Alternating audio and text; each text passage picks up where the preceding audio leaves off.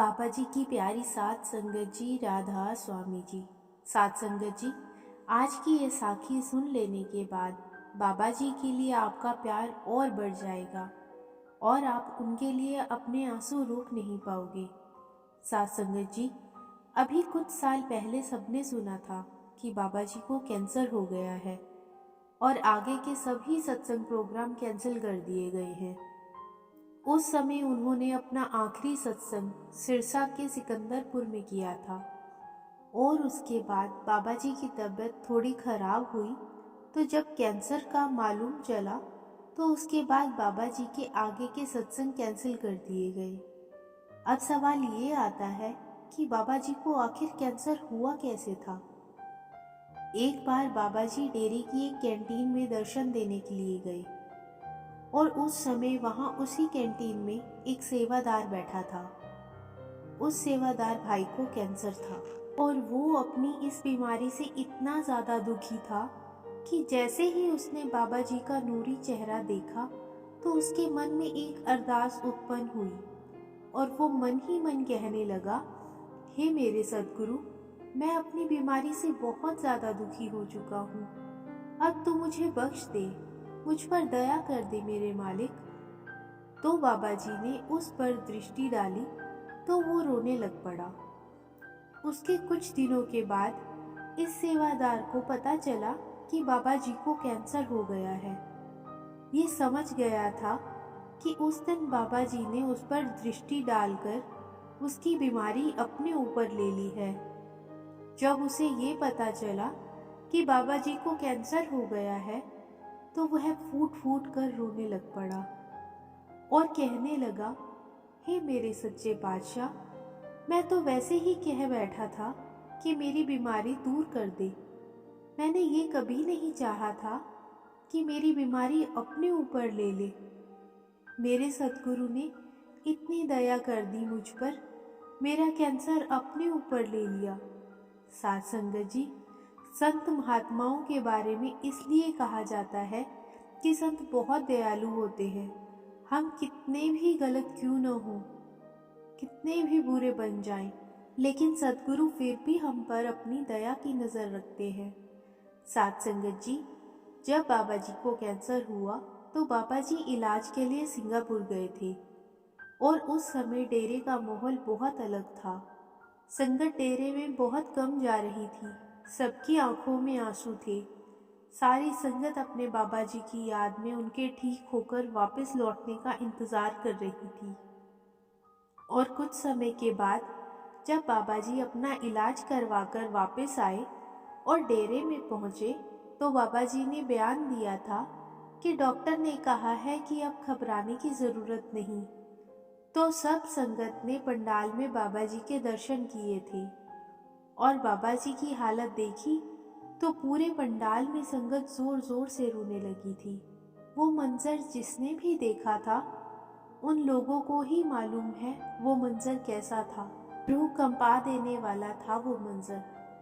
बाबा जी इलाज करवाकर जब डेरे पहुंचे थे और उसके बाद जब उन्होंने फिर से सत्संग शुरू किए तब मैं भी एक सत्संग सुनने के लिए अपने परिवार के साथ वहां गई थी।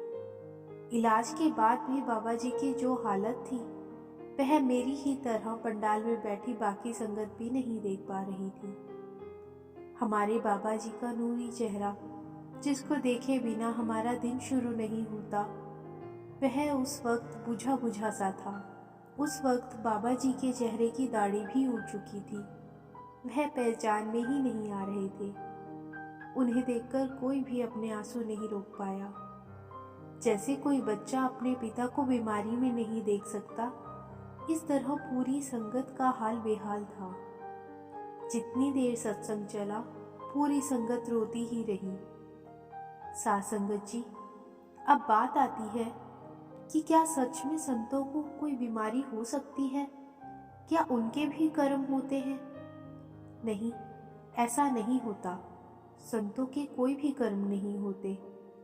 संत जब हमें नामदान दे देते हैं तो हमारे कर्मों का भुगतान संत महात्माओं को करना पड़ता है। संत हमारी जिम्मेदारी ले लेते हैं। हमारे करके संत दुख भोगते हैं और जब हमें भी कभी भुगतान करना पड़ जाए तो संत हमारे भारी कर्मों को छोटे से रूप में बदल देते हैं, सूली का शूल बना देते हैं और हमारे अंदर इतनी शक्ति भर देते हैं कि हम मुसीबत से लड़ सकें। और कुछ लोग संतों को भला बुरा कह देते हैं कि ये कितनी लग्जरी लाइफ जीते हैं, गाड़ियों में घूमते हैं, ऐशो आराम की ज़िंदगी जीते हैं। साध संगत जी, संतों की गद्दी कोई आरामदायक जगह नहीं होती, ये तो कांटों की सेज होती है। इसलिए संत को समझ पाना हर किसी के बस की बात नहीं है। साध संगत जी, ऐसे ही एक बार बहुत पहले की बात है, जब सिकंदरपुर सत्संग के समय बाबा जी ने अपने करीबी सेवादार की जिद पर उसके एक दोस्त को नामदान की बख्शीश कर दी थी, जबकि बाबा जी ने पहली बार उसको देखते ही कह दिया था कि इसको नामदान नहीं मिल सकता क्योंकि इसके कर्म बड़े भारी हैं। लेकिन सेवादार की बार बार जिद पर बाबा जी ने नामदान दिया था, तो उसके तुरंत बाद बाबा जी डेरे वापस लौट आए थे और 7 से 8 दिन बाबा जी को तेज बुखार रहा था। जब इस सेवादार को ये बात पता चली कि बाबा जी 8 दिन से बीमार हैं, तो वो दौड़ता हुआ डेरे पहुंचा था और वो समझ गया था कि उसके दोस्त को नामदान देने की वजह से ही बाबा जी बीमार हुए हैं, क्योंकि वहाँ सिकंदरपुर में तो बाबा जी एकदम ठीक थे और डेरे आते ही इतना बुखार कैसे हो गया। तो साध संगत जी, संतों की जिंदगी इतनी आसान नहीं होती जितनी कुछ लोगों को दिखती है। संत उस मालिक का रूप होते हैं जो हमारे दरमियान आते हैं और हमें सही मार्ग दिखाकर वापस उस मालिक में मिला जाते हैं। अक्सर सत्संग में आपने बाबा जी के मुंह से सुना भी होगा, वह हर सत्संग में एक ही चीज़ बार बार बोलते हैं कि जो आपको मालिक की दया मेहर से मिला है उसकी कद्र करो। जिस जीव को संत की शरण मिल जाती है उससे बड़ा भाग्यशाली कोई नहीं होता।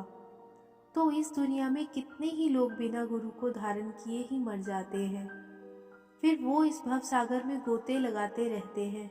दुनिया छोड़ो, अगर हम अपने आसपास भी देखते हैं तो बहुत सारे हमारे ऐसे दोस्त, ऐसे रिश्तेदार हैं जिन्हें पता ही नहीं कि जाना कहाँ है, क्योंकि वो किसी पूर्ण गुरु के मार्गदर्शन में नहीं है, वो इधर उधर भटकते हैं।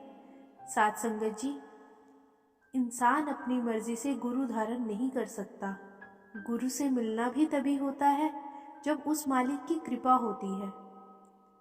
बाबा जी की ये साखी आपको अच्छी लगी हो तो लाइक शेयर ज़रूर कीजिए, जिससे वो संगत भी बाबा जी के बारे में जान सके जो अभी इस चैनल से नहीं जुड़ी।